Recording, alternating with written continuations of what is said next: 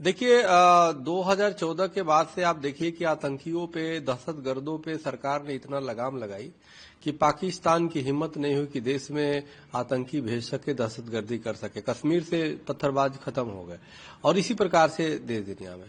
अब हमें लगता है कि देश दुनिया का सबसे बड़ा महापर्व है तो महाकुंभ है, जिसमें देश दुनिया के लोग इकट्ठे होते हैं। अब पाकिस्तान आतंकी तो भेज नहीं सकता, उपद्रवी तो भेज नहीं सकता, दहशतगर्दी कैसे कराए?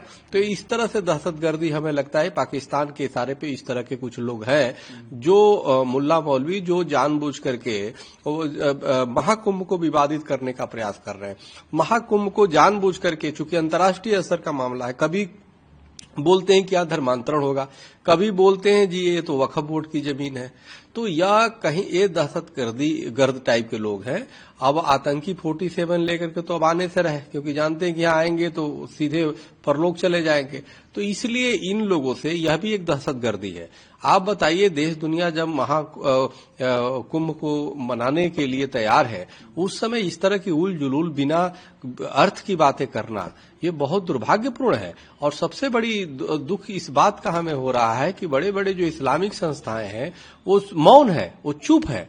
तो इसलिए वक्फ बोर्ड ने या इनका देखा जाए तो कहीं कोई प्राकृतिक आपदा है उसमें कोई सहयोग कभी नहीं इन्होंने किया, कभी किसी गरीब असहायों को सहयोग नहीं किया। लेकिन आज जो है महाकुंभ हो रहा है तो इसमें अड़ंगे डाल रहे मुल्ले मौलवी, इस तरह के कट्टरपंथी सोच के लोग। तो हमें लगता है कि इस पे तत्काल कार्रवाई की जाना चाहिए। मैं आज डीजीपी उत्तर प्रदेश, मुख्यमंत्री माननीय योगी आदित्यनाथ जी और गृह मंत्री माननीय अमित शाह जी को हमने, और यूपी पुलिस को हमने आज ट्वीट करके इसके खिलाफ कार्रवाई करने की मांग की है कि इनकी जांच किया जाए कि कहीं इनको किसी दहशतगर्दों से सुपारी तो नहीं लिया है कुंभ के लिए, कुंभ को बदनाम करने के लिए कहीं सुपारी तो नहीं लिया इस तरह के कट्टरपंथी मुल्ला मौलानाओं ने। और हम कहीं इनकी पाकिस्तान से तो संलिप्तता नहीं है, क्योंकि बिना अर्थ का इस प्रकार से बिना कोई सबूत का आप बेवजह आरोप लगा रहे हो तो इनको तत्काल गिरफ्तार किया जाना चाहिए।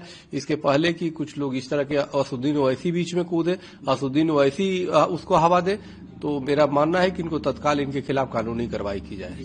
अरे ये तो पुराण तो हमारे हजारों साल पहले से चला आ रहा है भाई, एक दिन से थोड़े है। यह तो एक लंबी प्रक्रिया है। ये जिस प्रकार से समुद्र मंथन जब हुआ, समुद्र मंथन आज ही हुआ, हजारों लाखों उस समय का इस्लाम था और ईसाइयत था। तो मेरे कहने का मतलब, जिस भारत में पहला मस्जिद के लिए केरल में हिंदू राजा ने जमीन दिया, आज वहीं पे और उसी हिंदू सनातन के खिलाफ जो है कुछ कट्टरपंथी खड़े हो रहे हैं, जो बड़ा दुर्भाग्यपूर्ण है।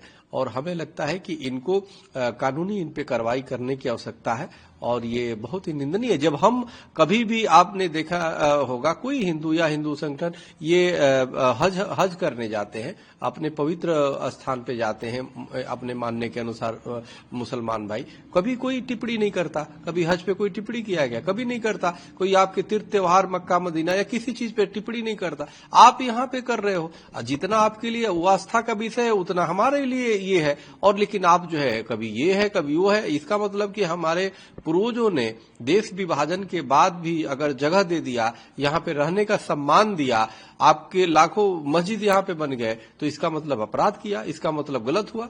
तो ये भाईचारा ऐसे नहीं चलेगा। तो इसलिए एक सब्र की सीमा होती है, तो इसलिए ज्यादा परीक्षा न ले। हमारा मानना है इन कट्टरपंथियों को इसके पहले कार्रवाई हो जाए, वरना हिंदू अगर जाग गया तो निश्चित रूप से खामियाजा भुगतना पड़ेगा। और खामियाजा ये होगा कि इनको देश छोड़ के जाना पड़ेगा।